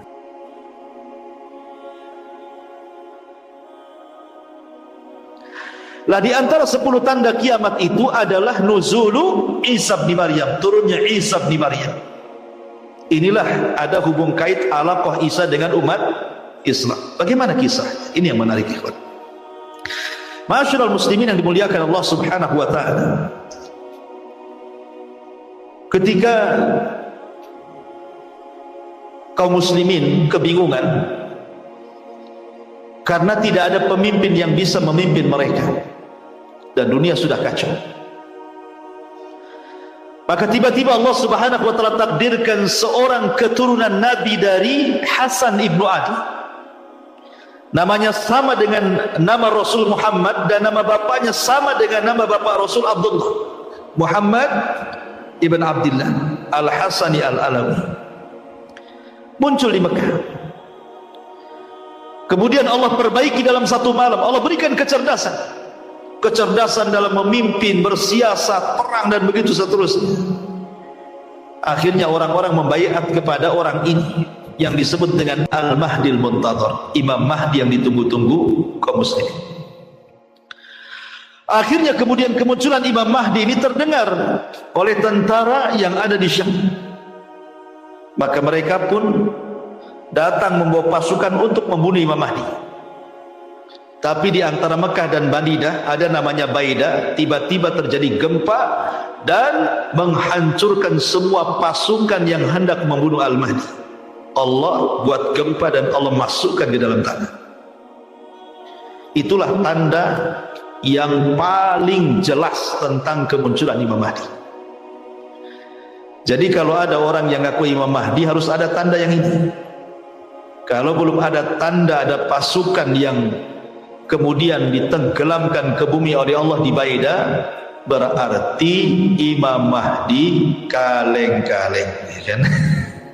Imam Mahdi ngaku-ngaku. Karena sejak zaman dulu pun sudah ada orang ngaku Imam Mahdi. Sejak zaman dulu. Contoh umpamanya di zaman Imam Malik. Di zaman Imam Malik itu sudah ada orang ngaku Imam Mahdi. Jadi ada keturunan Husain kalau tidak salah di zaman Imam Malik itu memberontak. Namanya Muhammad ibn Abdullah juga, ya, memberontak kepada kerajaan Umayyah, kerajaan Abbasiyah. Dan orang-orang mengira bahwa itu Al-Mahdi. Lah kebetulan Imam Malik itu berfatwa, yang fatwanya bicara tentang talak. Apakah talak yang dipaksa itu jatuh atau tidak jatuh? Umpamanya saya pegang pistol, saya todongkan di kepala antum, ceraikan istrimu, kalau enggak saya ledakan kepalamu. Paksalah antum ceraikan istri. Pertanyaannya, talak yang dalam kondisi antum ini dipaksa seperti ini sah atau tidak? Gitu maksudnya. Maka Imam Malik mengatakan tidak sah, karena dipaksa. Nggak boleh talak itu dipaksa, ya kan? Lah fatwa Imam Malik dipelintir karena ketika itu terjadi pemberontakan oleh Muhammad ibn Abdullah, itu turunan keluarga Nabi, kepada Bani Abbasiyah. Seolah-olah fatwa Imam Malik yang mengatakan tidak sah ini memperkuat pemberontakan. Maksudnya gimana? Bani Abbasiyah ini merebut Bani Umayyah dengan cara paksa. Berarti menurut fatwa Imam Malik, talak dengan cara paksa itu tidak sah. Berarti merebut kekuasaan dengan cara paksa tidak sah juga. Gitu ya, dikait-kaitkan gitu. Berarti Bani Abbasiyah ini ketika merebut kekuasaan Bani Umayyah tidak sah karena dipaksa. Ketika itu terjadi pemberontakan, seolah-olah fatwa Imam Malik ini memperkuat pemberontak. Akhirnya oleh Gubernur Madinah, Imam Malik ditangkap dan dipenjarakan. Bahkan disiksa, dipukul sampai tulang bahunya patah. Sehingga Imam Malik itu kalau sholat tidak bisa, sehabis di penjara ini kalau sholat tidak bisa kayak kita begini. Jadi sholatnya gini, Allahu Akbar gitu. Jadi orang-orang mengira bahwa meletakkan tangan seperti ini itu madhabnya Malik. Ya, padahal Imam Malik tidak bisa meletakkan di dada karena sebab patah bahunya. Ya begini jadi. Ya kan? Jadi orang-orang mengira ini mazhabnya Imam Malik, padahal tidak. Karena dalam kitab Muwatta Imam Malik pun mencantumkan hadis tentang qabd, tentang meletakkan tangan kanan di tangan kiri dan di dada. Itu karena patah saja. Artinya di zaman Imam Malik kan sudah ada. Ya, bahkan dulu sebelumnya juga Umar bin Abdul Aziz disangka Imam Mahdi. Jadi sejak dulu itu prediksi Imam Mahdi sudah ada kan.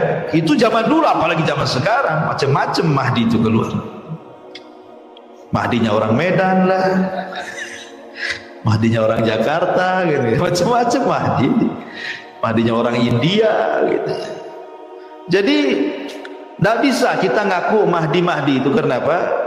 Karena tandanya yang paling jelas kalau ada pasukan dari Syam hendak membunuh dia ketika saat pembaiatan di Makkah. Maksudnya di sekitar Ka'bah. Harus dibayat di sana. Bukan di Medan dibayatnya, harus bayat di Mekah. Ya.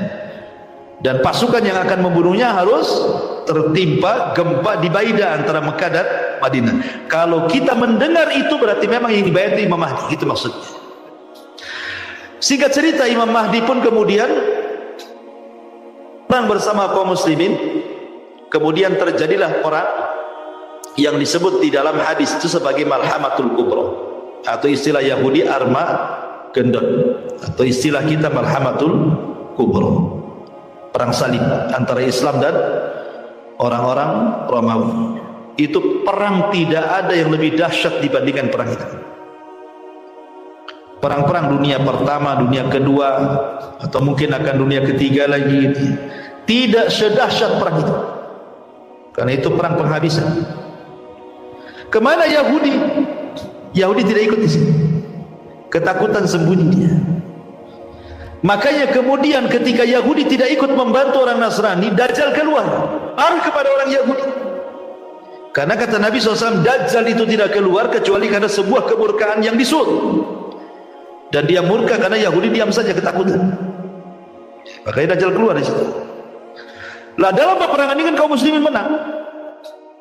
Padahal sebelumnya kaum muslimin bersama orang Nasrani itu ada hubungan untuk menyerbu negara yang bukan ahli kitab, dan mereka menang. Tiba-tiba kemenangan itu diklaim oleh orang-orang Nasrani, maka orang Islam marah dan mengatakan kemenangan ini milik Allah. Makanya kemudian akhirnya terjadi kerenggangan, pembatalan islah, kemudian terjadi perang yang disebut dengan Malhamatul Kubra itu. Singkat cerita, akhirnya ketika kaum muslimin menang, disinilah turun Dajjal. Turun atau Dajjal keluar, bukan turun, muncul Dajjal. Dan Dajjal muncul diikuti oleh 70.000 Yahudi Asfahan, itu pasukan intinya. Kemudian keliling dunia selama 40 hari 40 malam dan berhasil menguasai sebagian besar dunia, menjadi pengikut Dajjal. Lah Al-Mahdi tidak bisa melawan Dajjal dengan pasukan sebanyak itu. Akhirnya kemudian Al-Mahdi ini membawa kaum muslimin untuk sembunyi di gunung. Mereka balik ke Palestina, ke Syam, kemudian sembunyi di gunung bersama kaum muslim, karena mereka tidak bisa menghadapi Dajjal dan pasukannya. Lah selama mereka bersembunyi itulah akhirnya mereka pun merasa kelaparan, karena bagaimanapun mereka harus makan. Sampai-sampai dikisahkan bahwa kalaulah ada kepala kerbau itu jauh lebih baik dibandingkan punya uang banyak, karena yang mereka hajatkan makan. Harta ghanimah buat apa kalau tidak ada makanan? Ya. Tetapi kemudian lama-lama mereka kelaparan, berpikir nih kalau kita tetap bersembunyi di sini, kita mati konyol di sini. Kita harus perang. Kita harus menghentikan kejahatan Dajjal ini. Dia sudah memfitnah banyak manusia, kita harus menghentikannya. Maka sepakatlah pasukan bahwa esok hari mereka akan bertempur melawan Dajjal. Walaupun kekuatan mereka tidak seberapa, tapi minimal ini upaya terakhir mereka untuk melawan Dajjal. Imma nasrun wa imma syahadah, menang atau mati syahid, gitu bahasa. Akhirnya kemudian mereka pun tertidur malam itu dengan sangat pulasnya. Kemudian di waktu menjelang subuh mereka bangun. Kemudian Imam Mahdi memerintahkan muadzin untuk mengumandangkan azan. Saat selepas azan itulah mereka dikagetkan dengan langit yang tiba-tiba gelap. Langit tiba-tiba gelap. Kenapa Allah Subhanahu wa taala gelapkan langit? Rupanya di situlah Allah Subhanahu wa taala hendak menurunkan Isa bin Maryam. Dalam keyakinan ahli sunnah dan keyakinan Islam, Isa itu belum mati. Isa itu ditidurkan kemudian diangkat ke langit, dan itu pendapat jumhur mayoritas ulama. Walaupun ada yang menyelisih seperti Imam Suyuti mengatakan Isa itu mati kemudian diangkat, tapi nanti akan diturunkan lagi gitu. Tapi pendapat yang kuat bahwa Isa itu belum mati, dia hidup, cuma ditidurkan kemudian diangkat ke langit dan akan turun di akhir zaman. Lah ketika Isa turun, maka Isa kemudian turun dari langit kedua bersama dua malaikat yang mengapitnya. Sampai-sampai Nabi SAW menjelaskan, dia memakai mahrudataini, kain semacam kain ihram yang diapit dua malaikat, ya kan? Kemudian juga di mana kain itu mengeluarkan bau minyak za'faran dan misk. Dan apabila kemudian wajahnya tertunduk ke bawah seperti ini, maka akan menetes air seolah-olah dia habis mandi. Padahal tidak, karena rambutnya keriting kemudian lurus sampai bahu. Dan kata Nabi SAW, warna kulitnya putih kemerah-merahan seperti seolah-olah dia baru keluar dari hammam. Mungkin bahasa kitanya habis sauna lah gitu ya. Jadi bersih Isa itu. Kemudian turun ke bumi. Di mana turunnya Isa? Isa turun di sebuah menara. di sebelah timur Damaskus. Lah menara itu, ma'asyiral muslimin yang dimuliakan Allah Azza wa Jal, Manaratul Bayda yang berwarna putih itu sudah ada. Sekarang ada menaranya, ada di pasar. Ya, di pasar itu ada menara, dan itu sudah umurnya sudah ratusan tahun. Di mana? Di Suriah sana, Damaskus. Ya, panjangnya sekitar 15 meteran lebih lah. Di mana Isa itu akan turun di situ. Kemudian setelah Isa turun, maka Isa akan memakaikan baju perangnya. Kemudian setelah dia pasang baju perangnya, kemudian dia menemui kaum muslimin yang ada di gunung yang sedang bersembunyi. Ketika kemudian kegelapan itu hilang, maka mereka melihat di hadapan mereka adalah Ruh Allah, ada Isa bin Maryam. Kenapa mereka mengenal Isa? Ya dari ciri-ciri yang disampaikan Nabi ya kan tentunya. Wah, ini adalah Isa. Maka kemudian Isa bin Maryam pun mulai mengusap wajah-wajah dari kaum muslimin yang tersisa yang ada di atas gunung itu. Kemudian Isa bin Maryam menyebutkan tentang derajat mereka di surga. Subhanallah. Beruntunglah orang-orang yang diusap mukanya oleh Isa, karena Isa menyebutkan tentang derajat mereka di surga. Setelah itu kemudian qomat pun dikumandangkan. Maka Imam Mahdi meminta Isa untuk menjadi imam. Tapi Isa tidak mau dan mengatakan, kalian jauh lebih baik dibandingkan aku. Maksudnya umat Islam jauh lebih baik dibandingkan umat Nasrani. Sebaiknya kalian yang jadi imam. Akhirnya kemudian Imam Mahdi pun memimpin solat, dan Isa solat di belakang Al-Mahdi dan kaum muslimin. Selesai solat, maka Isa kemudian membariskan pasukan kaum muslimin. Kemudian kata Isa bin Maryam, aku berikan kalian 3 pilihan. Aku berikan kalian 3 pilihan. Pilihan yang pertama, aku akan berdoa kepada Allah agar Allah Subhanahu wa ta'ala memunculkan tentara-tentara yang bukan kalian, biar tentara-tentara itu yang akan membunuh Dajjal dan para pengikutnya. Yang kedua, atau aku akan berdoa kepada Allah agar Allah Subhanahu wa ta'ala mengirim gempa untuk menenggelamkan Dajjal ke dasar bumi dan pasukannya, dan kalian tetap tinggal di sini. Kemudian yang ketiga, atau kalian siap berjihad dan aku pimpin perang. Maka kaum muslimin ketika itu berpikir tentu yang ketiga lebih utama, karena mereka berpikir bahwa Dajjal sudah merusak, mencelakakan keluarga mereka, memfitnah kaum muslimin. Masa kita diam saja? Maka kata Al-Mahdi dan juga kaum muslimin, kita bergerak, kau pimpin kami perang.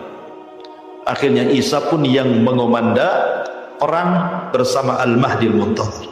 Turunlah mereka selepas sholat subuh itu, turun kemudian berhadapan dengan Dajjal. Ma'asyiral muslimin yang dimuliakan Allah Azza wa Jalla, ketika Dajjal melihat Isa ini sudah tahu,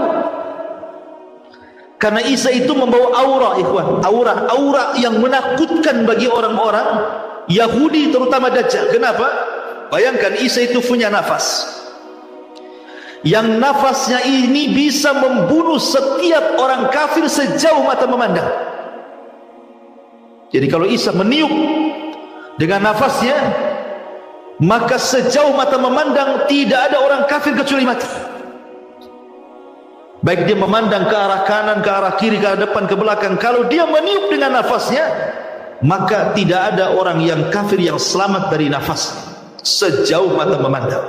Gimana orang tidak takut? Ya. Maka ketika Dajjal kemudian melihat Isa bin Maryam, yang tadinya Dajjal itu sok sakti kan itu, gimana tidak sakti Dajjal itu? Dia ngomong sama bumi tumbuh-tumbuh, dia ngomong sama langit hujan-hujan, dia ngomong sama kuburan hidup-hidup walaupun setan gitu ya. Tetapi kan Dajjal diberikan kesaktian oleh Allah Azza wa Jalla. Tapi ketika melihat Isa, ketakutan dia, bergetar. Akhirnya kemudian dia pun lari. Maka Isa pun mengejar Dajjal. Lari ke utara, dikejar ke utara, lari ke selatan, dikejar ke selatan, barat. Pokoknya dia tidak bisa lari. Sampai ketika Dajjal sampai di sebuah tempat yang disebut dengan Babilud dalam riwayat. Babilud sekarang jadi kota tercantik di Israel. Ya, karena Dajjal itu dia keluar di tempat yang mayoritas Syiah dan akan terbunuh di tempat yang mayoritas orang Yahudi. Keluarnya di mana? Khurasan. Khurasan di mana? Irak. Dan akan mati di Babilud. Babilud di mana? Israel. Seolah-olah ada hubung kait Syiah dengan Yahudi kan. Ya. Lah ketika Dajjal sampai di Babilud ini, kemudian sudah tidak bisa lagi menghindar dari Isa bin Maryam. Apa dalam riwayat itu? Yadubbu kama yadubbul milh. Kalau kita ambil garam, kemudian kita letakkan di air, tentu garam itu akan mencair. Maknanya Dajjal ketika melihat Nabi Isa itu keringatan dari atas kepala sampai ke bawah. Dia kan manusia, sama dengan kita manusia. Ya, keringatan, ketakutan menggigit. Tidak bisa apa-apa, hilang kesaktiannya. Akhirnya kemudian ketika Dajjal betul-betul ketakutan, Isa mengambil tombaknya, kemudian langsung melemparkan ke dalam badan Dajjal, dan matilah Dajjal dengan tombaknya Isa bin Maryam.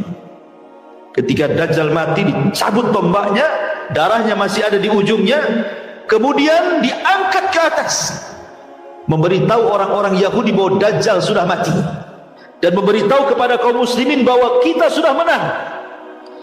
Maka kaum muslimin ketika melihat pimpinan mereka Dajjal mati, orang-orang Yahudi dan para pengikut Dajjal ketika pimpinan mereka mati, mereka pun tunggang langgang dikejar kaum muslimin.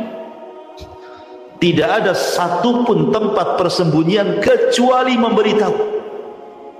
Kalau orang Yahudi sembunyi di batu, kata batu, "Hei Muslim, nih di belakang ada Yahudi, bunuh dia." Kalau dia sembunyi di balik pohon rambutan, kata rambutan, Muslim nih, di balik pohon saya ada Yahudi, bunuh dia. Tidak ada satupun tempat persembunyian kecuali dikasih tahu. Alamat kiamat ya. Maka ketika itu ma'asyiral muslimin yang dimuliakan Allah Azza wa Jalla, Dajjal mati. Kemudian orang-orang Yahudi sebagian mereka menyerah, sebagian mereka lari bertunggang langgang bersembunyi, sebagian mereka dibantai, dibunuh dan begitu seterusnya. Maka setelah kemudian Dajjal meninggal, maka Isa kemudian meminta kepada seluruh ahli kitab, baik Yahudi ataupun Nasrani, agar mereka masuk Islam. Kalau tidak, maka mereka akan mati. Pilihannya cuma dua, masuk Islam atau mati. Ya, tidak ada jizyah. Ya, kalau di zaman Rasul ada jizyah. Kalau anda tidak masuk Islam nggak apa-apa, tapi bayar upeti. Kan begitu ya? Hatta yu'tul jizyata ayyadi wa musagir. Tetapi di akhir zaman tidak ada lagi jizyah. Makanya dalam riwayat, di antara Muhammad Isa itu, di antara tugas Isa selain membunuh Dajjal adalah meletakkan jizyah. Tidak ada lagi jizyah, tidak ada lagi upeti. Yang ada cuma dua pilihan, masuk Islam atau mati. Dari situlah tidak ada satupun ahli kitab kecuali masuk Islam. Tidak ada satupun ahli kitab kecuali masuk Islam. Dan ini disyaratkan dalam Al-Quran, wa in min ahlil kitab illa la yu'minanna bihi qabla mauti. Dan tidak ada satupun ahli kitab kecuali akan beriman kepada Islam lewat Isa sebelum kematiannya. Semua masuk Islam ya. Lah ketika kemudian semua masuk Islam, apa yang terjadi? Walau anna ahlal qura amanu wattaqau lafatahna alaihim barakatin minas sama'i wal ardh. Kan begitu. Kalau penduduk negeri itu beriman dan bertakwa, maka berkah dari langit dan dari bumi Allah buka selebar-lebarnya. Ketika bumi tidak ada orang kafir, semua muslim, apa yang terjadi? Berkah bumi, langit hujan, kemudian bumi menumbuhkan tumbuhannya. Sampai-sampai dikisahkan ada orang masuk ke cangkang buah delima itu, bisa 10 orang masuk ke cangkang. Anda bisa bayangkan sebesar apa itu delimanya? Ya. 10 orang masuk ke cangkang delima lo bisa masuk. Saking suburnya gitu ya, saking berkahnya negeri itu. Makanya Rasul mengatakan, tuba, keberuntunganlah bagi orang-orang yang hidup di saat Isa bin Maryam hidup di akhir zaman. Karena nggak ada orang kafir, semua Islam, ya otomatis kan berkah semuanya, langit bumi berkah ya. Ma'asyiral muslimin, sampai dijelaskan sampai tidak ada satupun binatang buas yang kemudian memangsa hewan lain. Jadi umpamanya kambing dengan harimau berkawan, gitu maksudnya. Singa dengan unta berkawan, nggak ada hasad-hasadan itu, nggak ada gitu. Sampai seperti itu gitu loh. Ya, sampai hewan-hewan buas dengan hewan zina itu bersahabat. Saking berkahnya ketika Isa itu diutus oleh Allah Azza wa Jalla, diturunkan ke bumi. Itu setelah meninggalnya Dajjal. Tetapi apakah kemudian berlangsung lama? Tidak juga. Rupanya setelah fitnah Dajjal ini ada fitnah yang jauh lebih dahsyat lagi. Mereka sedang enak-enaknya dapat berkah, ya kan? Hidup tenang, hidup nyaman, berkah di mana-mana. Tiba-tiba muncul alamat kiamat yang ketiga. Munculnya Ya'juj dan Ma'juj. Tiba-tiba benteng yang pernah dibangun Dzulqarnain itu copot.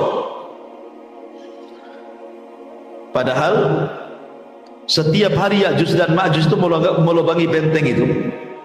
Ya. Apabila sudah terlobangi, kemudian pimpinannya mengatakan besok lagi.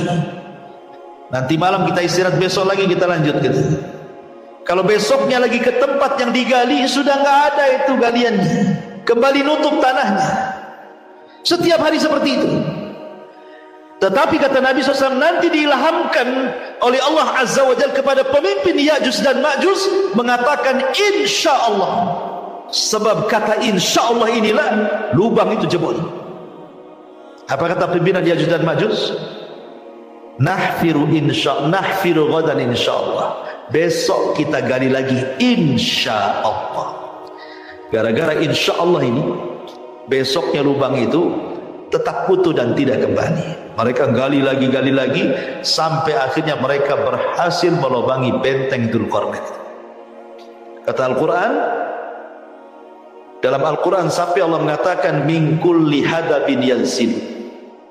Jadi keluarnya Ya'juj dan Ma'juj dari lubang itu seperti air yang tumpah dari ketinggian, saking banyaknya. Dari sini muncul, dari mana-mana Ya'juj dan Ma'juj itu. Bayangkan sahabat, bandingan manusia di zaman itu, satu dari kita 999 Ya'juj dan Ma'juj.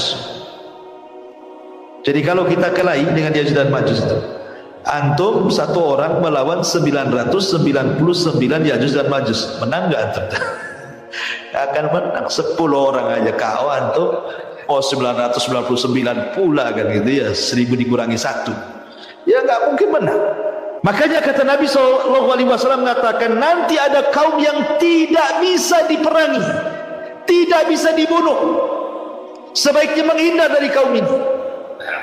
Maksud isyarat Nabi SAW dengan kata-kata seperti itu, maksudnya apa? Maksudnya Ya'juj dan Ma'juj tidak bisa memerangi sebanyak itu. Gimana caranya coba? Akhirnya kemudian terpaksa Isa bin Maryam mengajak kaum muslimin untuk mengungsi lagi ke gunung. Ini setelah meninggalnya Al-Mahdi. Karena Imam Mahdi itu kan berkuasa 7 tahun saja. Kalau Isa ini 40 tahun. Ya. Jadi Isa ini akhirnya membawa kaum muslimin untuk sembunyi di Bukit Tur. Semua kaum muslimin naik ke Bukit Tur, hanya bisa memantau dari kejauhan. Cuman bedanya kalau Ya'juj dan Ma'juj dengan Dajjal itu, kalau Dajjal memfitnah agama, orang disuruhnya menyembah dia. Tapi Ya'juj dan Ma'juj fitnahnya beda, karena Ya'juj dan Ma'juj itu hanya merusak saja. Sampai-sampai nih ketika keluar dari benteng itu, orang yang paling depan ini, Ya'juj dan Ma'juj paling depan ini melewati Buhairah, melewati sungai bendungan Tiberias. Tiba-tiba sekali minum habis tuh danau Tiberias itu. Jadi yang belakang sudah nggak dapat tuh. Makanya bahasanya tidaklah melewati yang hijau kecuali kering, tidak melewati air kecuali kering. Semua dimakan dia. Dan ahli tafsir sampai mengatakan termasuk dia juga memakan manusia, kanibal. Jadi kalau dia membunuh di luar rasnya, maka akan dibunuh dan dimakan dagingnya. Jadi kanibal, betul-betul kanibal. Lah Ya'juj dan Ma'juj ini merusak di bumi. Betul-betul dirusak bumi ini. Sampai semua manusia di bumi ketakutan karena setiap berjumpa dibantai, dibunuh, dibantai, dibunuh, semua begitu. Sampai akhirnya ketika dia merasa tidak ada penduduk bumi yang dibunuh dia karena sudah terbunuh semuanya oleh dia, dia pun sombong. Kesombongannya sampai kemudian mengatakan di hadapan Allah, qatalna man fil ardi sanaqtuluhu man fis sam. Kami sudah membantai semua manusia yang ada di bumi, sekarang giliran makhluk yang di langit kami bantai juga, katanya. Itu sombong. Akhirnya mereka pun mengarahkan panah, tombak, kemudian dilesakkan ke langit. Subhanallah, Allah sedot panah dan tombak itu sampai di balik awan. Wa makaru makran wa makarna makran wallahu khairul makir. Silakan kau buat makar, Allah punya makar sendiri, dan sebaik-baik makar adalah makar Allah. Akhirnya panah itu tidak kembali lagi, tombak yang dilempar tidak kembali lagi, sudah tidak nampak di balik awan itu. Tapi Allah buat makar, rupanya sengaja tombak dan panah itu dibalikan ke bumi, dan ujung-ujungnya seolah-olah ada darah yang menetes. Jadi seolah-olah mereka sudah membantai yang di bumi dan yang di langit, gitu maksudnya. Dan itu makarnya Allah, dibalikan lagi senjatanya. Ketika kemudian mereka makin sombong, maka Allah la yuhibbul mutakabbirin. Allah tidak suka dengan orang yang sombong. Maka Isa berdoa kepada Allah Azza wa Jalla, melihat kerusakan semakin rusak. Akhirnya Isa berdoa kepada Allah, Allah Subhanahu wa taala azab Ya'juj dan Ma'juj dengan cara apa? Dengan cara dikirim nagaf. Nagaf itu seperti dun, ulat kecil, ya kan? Jadi saat Ya'juj sedang tertidur, tiba-tiba di masing-masing tengkuk Ya'juj dan Ma'juj ada ulat yang menggigit dan masuk ke kepalanya. Itulah yang membunuh Ya'juj dan Ma'juj. Anehnya lagi, satu mati semua. Bukan ini dulu mati, besok ini, enggak. Ya, kayak matikan kontak listrik. Pamannya ini listrik satu Al-Fajr ini cuma satu stop kontak gitu. Sekali mati semua gitu maksudnya. Serentak matinya itu. Subhanallah, bayangkan ya. Kuasa Allah, ya. Serentak matinya. Hari itu mati semua Ya'juj dan Ma'juj.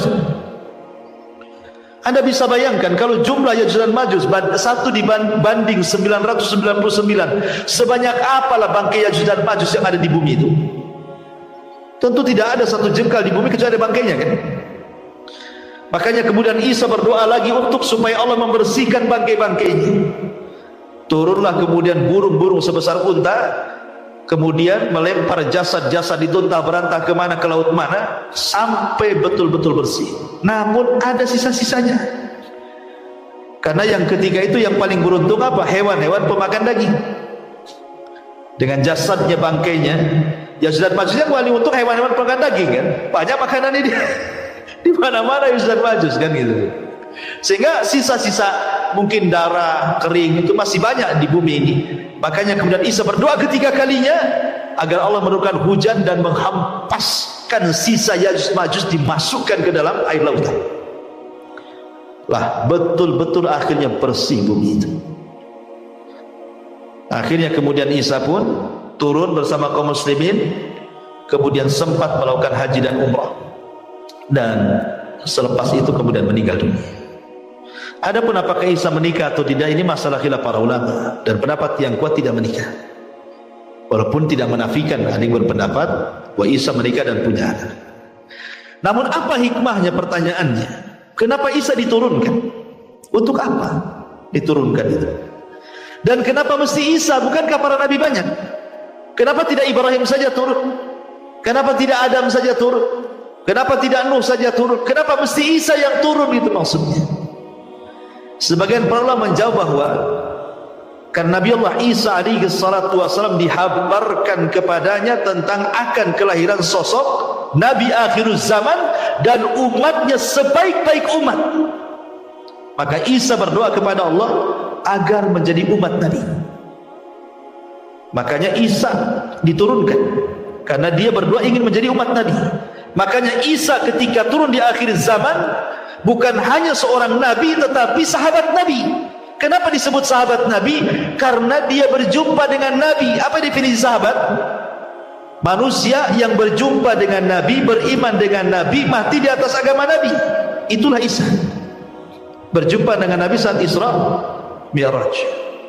Ya, kalau semua nabi berjumpa dengan arwahnya, Isa berjumpa dengan fisik dan arwahnya. Berjumpa dengan nabi, masuk Islam, sholat di belakang Imam Mahdi, mati bersama kaum muslimin. Ya. Nabi plus sahabat dan umat Nabi SAW. Ya. Jadi itu kenapa kemudian Isa itu, kenapa mesti Isa yang turun? Karena Isa tahu bahwa umat Rasul umat terbaik dan ia ingin menjadi umatnya, makanya Isa yang diturunkan dibandingkan yang lain. Yang kedua, Isa itu sama dengan Adam. Sebagaimana Allah mengatakan, inna masala Isa kamasali Adam khalaqahu min turab. Ya. Isa itu sama dengan Adam, diciptakan dari tanah. Maka makhluk yang diciptakan dari tanah harus kembali ke tanah.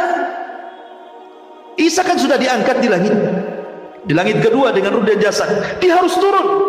Dia tidak mungkin mati di langit, dia harus mati di bumi. Maka diturunkan supaya mati di bumi, karena dia tercipta dari tanah, kembali ke tanah. Kemudian yang ketiga, membantah sama orang-orang Yahudi yang mereka mengklaim bahwa nahnu qatalna al-masih ibn Maryam. Orang Yahudi mengatakan kami sudah membunuh Isa, kami sudah menyalibnya.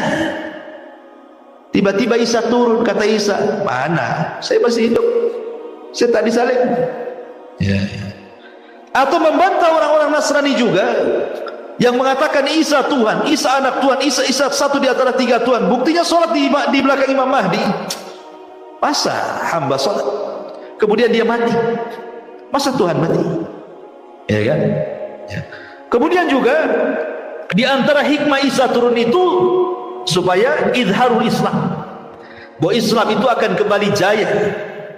Dan dengan turunnya Isa bin Maryam menjadi umat Rasul, kemudian berjuang bersama Al-Mahdi, itulah kejayaan Islam di zaman itu, sampai bisa bunuh Dajjal dan bisa berdoa kepada Allah agar mengazab Ya'juj dan Ma'juj. Islam akhirnya kuat lagi di zaman itu kan.